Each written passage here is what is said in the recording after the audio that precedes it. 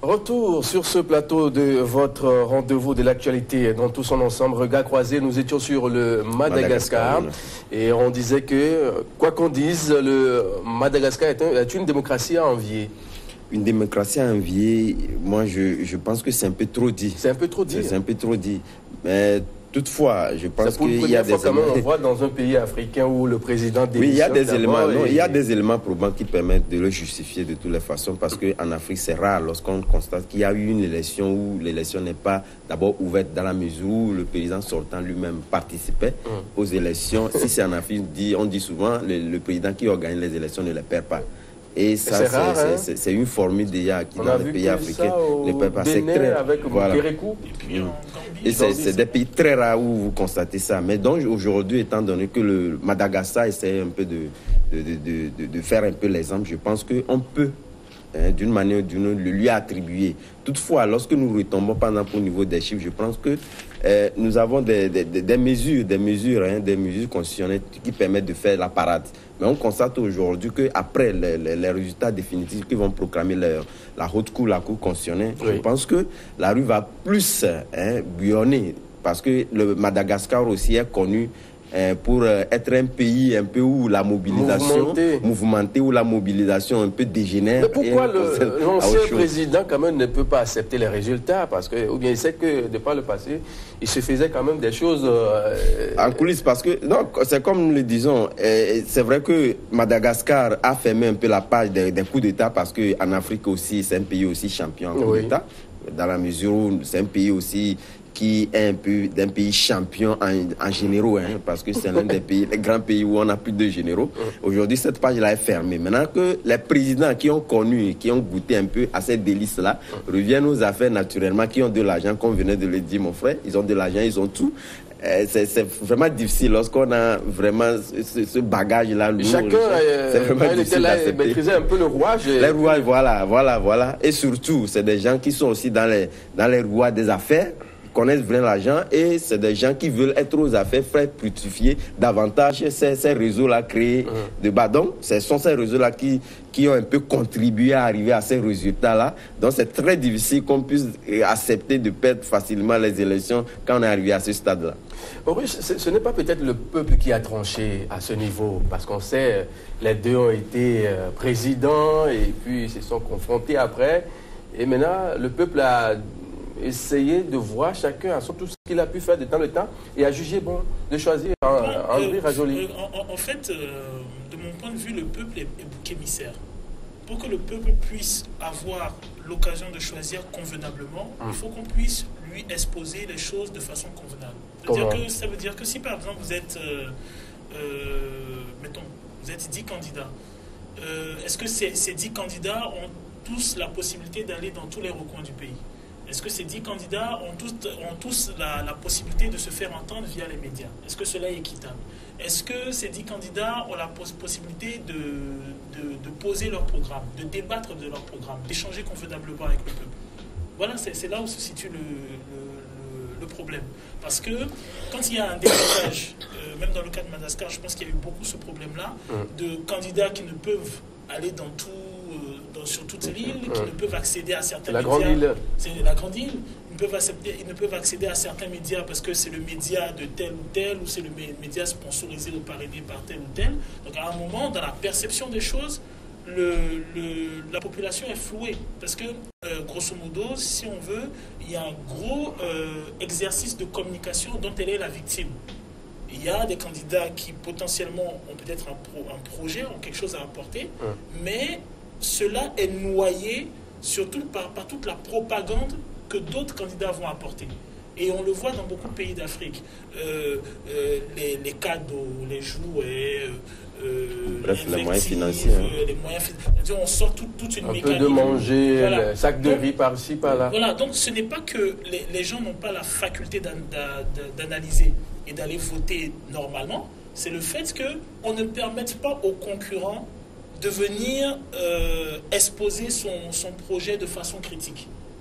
On l'empêche de pouvoir développer et on noie le petit candidat sous la masse d'artifices Donc, au niveau de Madagascar, on l'a beaucoup ressenti. On a senti que nous avions 3 ou 4 grosses figures qui avaient une grosse armada et qui ont vraiment fait travailler. Et quand on voit la plupart des États africains, c'est à peu près la même chose. C'est-à-dire, on a 2 ou 3 candidats qui ont vraiment de la grosse mécanique, alors qu'il y a ce que, justement, même nous, en tant que journalistes ou en tant qu'analystes, on fait souvent ce lapsus-là. C'est-à-dire, on va parler nous-mêmes de gros candidats et de petits candidats. Donc, nous-mêmes, déjà, dans notre rapport... Il y a une scission en même temps. Notre rapport à comment on transfère l'information aux populations, les favoris, souvent... On fait déjà comprendre à la population que oui, vous avez peut-être quelqu'un qui a un programme consistant, mais cet homme qui a un programme consistant n'est appuyé de personne,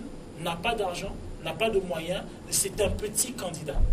Il y a un gros candidat qui, un tant soit peu, s'il n'a pas de programme, en tout cas, a les moyens de nous amener le puits, la route, de toller l'école, alors que la problématique même n'est pas là. C'est-à-dire il faut que, dans le processus, la population même puisse être associée au processus de construction. En Afrique, ce n'est pas ce qui se passe. Est-ce que c'est le projet? On attend le Père Noël. On donne cette image-là de quelqu'un qui est entre griffes Jésus, qui est le Père Noël, qui viendra, si on est coulant, si on est gentil avec lui, rénover la route, rénover l'école. C'est malheureusement ça. De toute la façon, peut-être ce que je peux... là où je rejoins Pacom, c'est dans le sens où il dit, oui, il y a quelque chose de beau qui s'est fait, qu'on peut parfaire, qu'on peut améliorer, et on espère que malheureusement ces personnalités-là ne broieront pas cela. C'est le fait qu'ils aient initié quelque chose qui, même dans la métropole modèle, c'est-à-dire la France qui a colonisé le Madagascar, qui ne se fait pas. Le fait d'avoir un président qui, justement pour permettre à ce qu'il y ait une équitabilité entre les candidats, décide de démissionner pour ne pas profiter de l'État. Donc, quand il y a quelque chose comme ça, au niveau des autres pays africains, ça frappe. Ça veut dire qu'au niveau de Madagascar, ils ont tellement vécu cela, des hommes de pouvoir qui se servent des moyens de l'État, qui se servent d'un certain nombre de choses, qui se sont dit, oui, il serait intéressant que dans la loi, l'on mette cela. Ce qui ne se passe pas, par exemple, en France, ou qui ne se passe pas dans d'autres pays. Donc, c'est quelque chose d'innovant, et je pense que c'est beau. Une Afrique qui, à un moment, réfléchit sur les stratégies politiques qui permettent au peuple de se reconnaître dans le vote. Mais malheureusement, il reste pour moi, selon moi, cette notion d'intégrité qui permet à chaque candidat, disons, en tout cas qui permet à la population de pouvoir écouter dans une relative tranquillité ce que disent ceux qui veulent prétendre au poste de président de la République. Adam, vous avez dit en réalité, je me dis, l'exemple aujourd'hui du Madagascar repose entièrement la redéfinition, la nomenclature même du profil, du paradigme d'accès aux fonctions suprêmes. Parce qu'aujourd'hui, comme le disait tantôt mon frère, lorsque l'argent a tellement parlé, il y a des exemples, il y a le cas béninois, où on se dit aujourd'hui, lorsque vous n'avez pas les moyens financiers, vous n'avez pas le profil nécessaire pour accéder au pouvoir. Ce qui est d'ailleurs même dans la conception des Africains est tout à fait normal, parce qu'on a vu les gens venus main vide, mais sortis par derrière très riches. Ce qui fait qu'aujourd'hui, on a tendance à plus octroyer beaucoup plus de confiance à ceux-là qui ont déjà des moyens financiers, qui sont carrément riches dans ces deux pouvoirs. Mais quelquefois, c'est une mauvaise aussi lecture, c'est un mauvais procès dans la mesure où les hommes qui sont riches viennent asseoir carrément autre stratégie de pouvoir s'enrichir davantage, de conserver le plus longtemps que possible le pouvoir, surtout dans des pays où nous n'avons pas les mécanismes de démocratisation qui puissent permettre à la population de pouvoir se redéfinir dans ce sens-là. Donc, vous voyez aujourd'hui, l'exemple malgache, béninois et d'autres exemples qui vont suivre ne permettent pas à l'Afrique surtout de pouvoir promouvoir certains leaders qui ont des idées, qui ne sont pas riches, mais qui ont des idées qui peuvent quand même à partir de leurs idées, asseoir une démocratie qui puisse être à la hauteur de la démocratie voulue en Afrique. Est-ce qu'on peut dire aujourd'hui en Afrique ou bien au Madagascar, à l'heure actuelle, que les populations ont voté le projet des candidats? Non, c'est-à-dire que la question que vous venez de poser m'oblige à parler de certains concepts. C'est-à-dire que quand vous prenez même les pays occidentaux, C'est vrai qu'on nous dit la plupart du temps qu'il faut présenter un projet de société, il faut ceci, il faut cela. Mais en réalité, les gens ne votent pas des projets de société. C'est-à-dire que les candidats se préparent sur plusieurs points, surtout au niveau de la communication. Quand vous prenez la présidentielle de 2007 en France, entre Ségolène Royal et Nicolas Sarkozy, vous allez remarquer aisément que les gens, c'est-à-dire que la communication n'est pas forcément axée sur le projet de société, enfin le programme, mais la communication est plutôt axée sur la personne de Sarkozy et la personne de Ségolène Royal. Donc, c'est vrai, c'est-à-dire que dans une vision au niveau, si nous prenons l'idéal voudrait qu'on place les gens à la place qu'il faut. C'est-à-dire que les leaders soient représentatifs, que les leaders soient promus à la place qu'il faut. Mais en réalité, le problème n'est pas posé de cette manière sur le terrain. C'est-à-dire que nous, à mon niveau, je fais la promotion d'un concept. Quel est ce concept? Le concept voudrait que, par exemple, si vous prenez la société, il faudrait que toutes les couches socio-professionnelles les plus représentatives se retrouvent à l'Assemblée nationale, par exemple. Je prends le cas des fermiers, des paysans.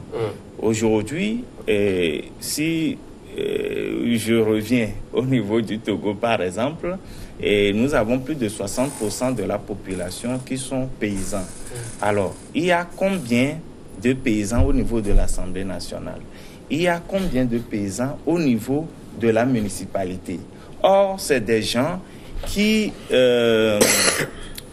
arrivent quand même à soutenir et les intellectuels, et la jeunesse, et tout le monde.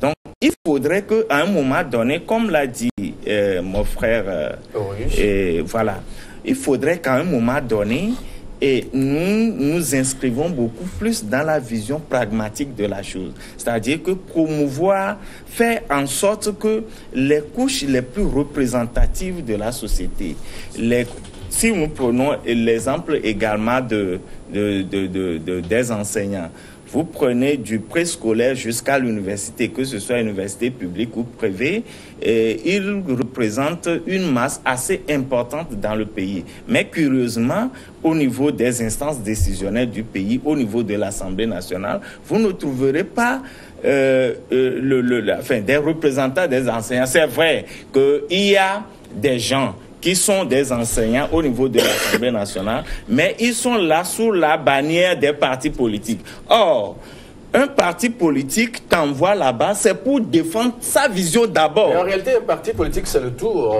Non, c'est ce que vous oubliez. Le parti politique a sa vision politique. Ce que je dis, lorsque vous êtes élu par une population donnée, je prends l'exemple toujours des paysans.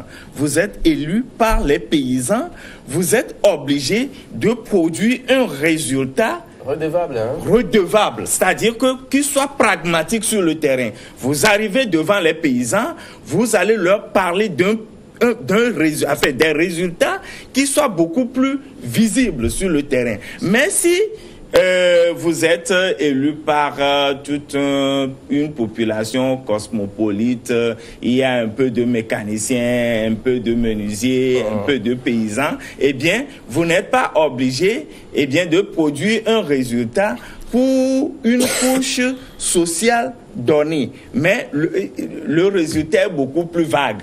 Voilà. Donc, il faudrait que lorsque nous voulons arriver justement à donner la chance aux méritants, il faudrait que nous essayions tout d'abord d'avoir de grands ensembles socio-professionnels, c'est-à-dire que les paysans constituent un corps électoral, les enseignants constituent un corps électoral, les médecins, enfin le corps soignant constitue un corps électoral. C'est un exemple parmi tant d'autres. Enfin, les grands ensembles socio-professionnels se regroupent dans de grands groupes pour pouvoir élire leurs représentants au niveau des parlements. C'est en cela que nous pouvons véritablement rentrer dans un processus beaucoup plus pragmatique pour pouvoir défendre les intérêts de toutes ces couches-là au niveau des instances décisionnelles. Je crois que c'est une barrière qui est un peu... qui tient compte du fait que les différents, je pense, ils appellent ça comment, des groupes ou des commissions, voilà, les commissions, voilà, c'est le nom, qui permettent à passer les différentes commissions, commissions qui tiennent compte des profils, des profils professionnels des élus qui sont représentés dans ces différentes commissions-là et qui font remonter un certain nombre d'expériences qui permettent donc de faire des propositions et qui tiennent compte de ces propositions-là au niveau de l'exécutif, qui l'exécute et fait prévaloir ça au niveau de ces grands ensembles socioprofessionnels. S'il vous plaît, c'est-à-dire que ce qu'il vient de dire, j'ai développé une partie de cela, mais ce n'est pas tellement développé, c'est-à-dire que les politiques, c'est vrai, ils ont des commissions au niveau de l'Assemblée nationale, mais je dis, un parti politique ne peut jamais prendre un problème d'un corps socio-professionnel pour le défendre, prendre le problème à bras le corps. Ce n'est pas possible. Ça dit qu'un parti politique a un programme politique. Donc, le programme voudrait que l'intérêt du parti qui t'a envoyé au niveau de l'Assemblée nationale soit défendu d'abord, même si nous trouvons ces différentes commissions qui défendent le cas de... On va forcément revenir sur ces différents points-là quand nous serons sur le Togo, mais on va juste placer un mot avant de quitter le débat sur le Madagascar. N'allons-nous pas vers cette instabilité qu'on connaît ce pays-là de par le passé il y a quelques années c'est ce qui est à craindre quand on a une classe politique qui n'est pas renouvelée. Parce que je pense que c'est ça le problème de Madagascar. C'est qu'il y a un ancien président qui ne reconnaît pas sa défaite, un autre qui est là, qui félicite et qui loue la démocratie de son pays. Voilà, on va espérer pour les Malgaches que...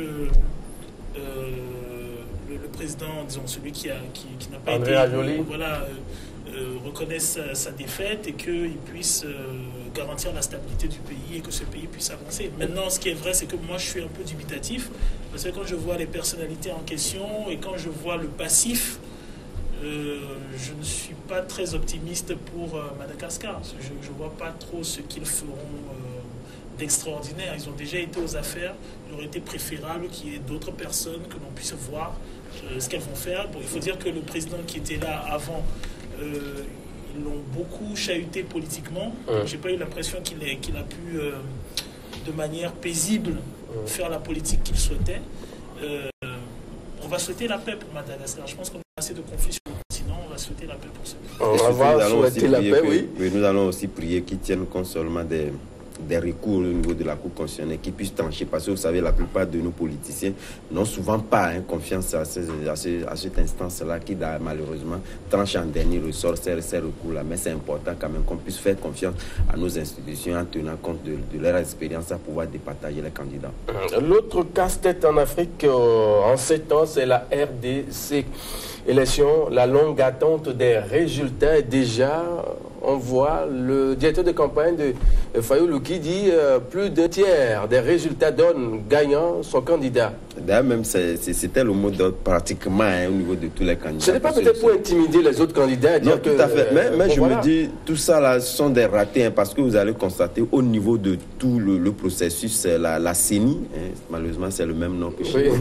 La CENI a montré une constance dans la mauvaise organisation de ces élections-là. Parce que dans la plupart des pays, qu'ils soient africains ou ailleurs, je pense qu'il y a une réglementation qui permet à chaque candidat de s'auto-censurer d'abord, de ne pas quand même... C'est vrai qu'au niveau des états-majors, chacun a son dispositif qui lui remonte les résultats. Donc, avant même les résultats, vous êtes censé de toutes les façons connaître les résultats d'avance que vous obtenez, c'est vrai. Mais des fois aussi, les gens versent un peu dans la divagation et essaient d'envoyer des chiffres aussi fantaisistes, ce qui ne tient pas. Donc, je pense que, comme je le disais tantôt, la CENI a montré une insuffisance notoire dans l'organisation de ces élections-là. Mais je félicite au passage les opposants qui, quoi qu'on dise, avec quand bien mal relevant ces insuffisances-là, avaient accepté d'aller à ces élections-là, tout en réclamant qu'on puisse revoir le cadre. D'abord, la machine à voter qu'ils ont aujourd'hui introduit au niveau de cette CENI-là, qui n'a pas pris soin de démontrer à la population comment voter. Voilà pourquoi au niveau de ces électorats, on avait deux figures. Une figure qui savait bien manipuler cette machine-là, mais de l'autre côté, il fallait se faire accompagner par quelqu'un qui puisse te démontrer qui sait. Cela peut influencer naturellement les votes, parce qu'on ne peut pas se faire accompagner. Toutefois, ce que vous auriez à dire à ce candidat qui peut-être n'est pas de même obédience politique que vous, donc d'abord ce sont des ratés. Et de l'autre côté, d'abord tenant compte au niveau de la compilation, parce qu'il faut les données informatiques contenues au niveau de la machine. Il y a aussi les données d'abord imprimées par la machine, et les données manuelles. Donc aujourd'hui, je pense qu'au niveau des candidats, surtout de l'opposition, ils essaient toujours de tabler leur vision sur la compilation manuelle qui risque d'abord de faire durer l'attente encore plus longtemps. Parce que lorsqu'on veut tout avoir par manuel, ça va naturellement durer. Or, la machine est introduite pour éviter un tant soit peu, disons, les fraudes. Mais eux conçoivent qu'en Afrique, comme d'ailleurs, on n'a pas souvent confiance, surtout lorsque nous avons un président. C'est une élection normale qui était ouverte. Et partant de là, normalement, tous les candidats devaient partir sur le même pied d'égalité. Mais lorsqu'on a un président qui est un dauphin, c'est tout comme le président lui-même qui allait à ces élections-là. Ça fait qu'aujourd'hui, la plupart des candidats n'ont pas confiance d'abord au dispositif d'abord mécanique introduit par la CENI. Parce qu'on se dit que voilà, c'est le président sortant qui donne disons sa caution à ce candidat. Donc on connaît tout ce que cela regorge comme insuffisant et que cela peut se glisser facilement au niveau d'un résultat donné. Donc vous voyez, c'est tout un tas de choses. C'est vrai que cette année, étant donné que la RDC est connue pour sa tradition au niveau de la violence, surtout au niveau des élections aujourd'hui, on remercie Dieu. C'est vrai qu'il y a eu 4 mois, d'autres avancent plus, mais comparé à ce qu'on a vécu les années précédentes, je pense que c'est à féliciter d'abord. Mais aujourd'hui, je pense que les candidats aussi devaient faire preuve de beaucoup de retenue à éviter à ce pays-là ce qui est déjà très perspective d'ailleurs même dire. Paco, est-ce que l'on peut se donner ce plaisir de dire que c'est l'amateurisme de la CENI qui donne raison aux différents candidats de se proclamer président sans les résultats? Oui. Si nous prenons la France par exemple, il n'y a pas pendant la période, l'institution qui est chargée d'organiser les élections, c'est le ministère de l'Intérieur. C'est-à-dire qu'il y a une certaine confiance. La France est un pays qui est suffisamment ancré dans la démocratie. C'est vrai que la démocratie est une dynamique, est une quête permanente. Mais si nous prenons le cas de la France, eh bien, nous pouvons dire que c'est un pays qui a suffisamment les mécanismes pour pouvoir mettre les candidats en confiance. Maintenant, prenons le cas de la RDC Congo comme la plupart des pays africains. Lorsque nous prenons la commission nationale, c'est-à-dire que la commission nationale est créée parce que dans un premier temps, il n'y a pas la confiance au niveau des acteurs. C'est pour cela qu'on a créé la commission. Et donc, quand on a créé la commission, il va de soi que celui qui a créé la commission, ou du moins celui qui est au pouvoir, eh bien, a forcément, malheureusement, la même mise sur cette commission. Et donc, lorsque cette commission, et la plupart du temps d'ailleurs, malheureusement, cette commission présente des défaillances. Donc, au niveau de la RDC, par exemple, il va de soi que les candidats dénoncent les nombreuses irrégularités, surtout que normalement l'élection devrait se tenir avant le 30 décembre. C'était repoussé d'une semaine. C'était repoussé d'une semaine parce qu'il y avait le manquement des machines à voter dans certaines régions. Même aujourd'hui... C'est ce qui était inventé comme argument. Quoi? L'incendie qui a ravagé une partie. Oui, l'incendie, oui. Donc, normalement, sous d'autres cieux, on devrait peut-être avoir beaucoup plus de temps pour pouvoir déployer de nouvelles machines dans de nouvelles régions. Mais on a dû forcer les choses parce que le temps faisant que, enfin, par rapport à la Constitution, peut-être lorsqu'on veut proroger un peu le délai, le président sortant, le président actuel serait dans l'illégalité peut-être. C'est pour cela que on a jugé bon de voter comme ça. Mais franchement, la préparation ou les préparatifs au niveau de cette commission sont terriblement chaotiques. Donc je pense que lorsque les candidats proclament déjà leur victoire, ce qui n'est pas, puisque normalement c'est la CENI qui est habilitée à proclamer les résultats, mais c'est une stratégie politique qui consiste justement à dire à son adversaire de se taire et qu'on a les résultats et que bon, enfin, c'est une stratégie pour dissuader l'autre, pour faire en sorte que peut-être lorsque l'autre a une intention de modifier les résultats, qu'on puisse l'arrêter dans cette dynamique-là. Et bon, voilà quoi. Maurice Ndokovi, s'auto-proclamer président ou élu, c'est propre aux Africains finalement. Bon, c'est... personnellement, c'est de la bêtise. Moi, j'appelle ça de la bêtise. Pour une simple raison. C'est qu'on a l'impression que les politiques africains sont dans la comédie. C'est devenu comme un corps de métier à part entière.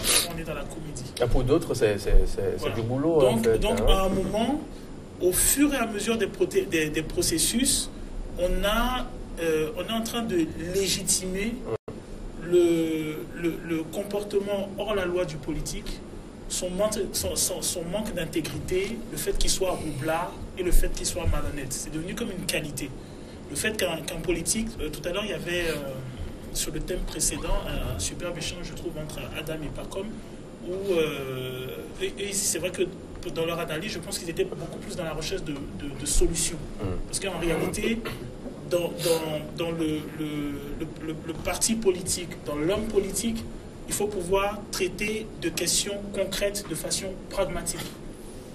Et effectivement, en Afrique, y compris en RDC, on a des politiques qui sont incapables de parler des questions d'enseignement, des questions d'agriculture, des défis de la santé, de façon pragmatique. La RDC, c'est un État-continent en fait, un peu de 39 millions. Non, c'est un État-continent, mais il faut faire attention parce qu'il y a aussi un débat très vicieux qui consiste à dire le pays est grand, le pays est grand. Bon, le pays est grand, on a les États-Unis, on a le Canada.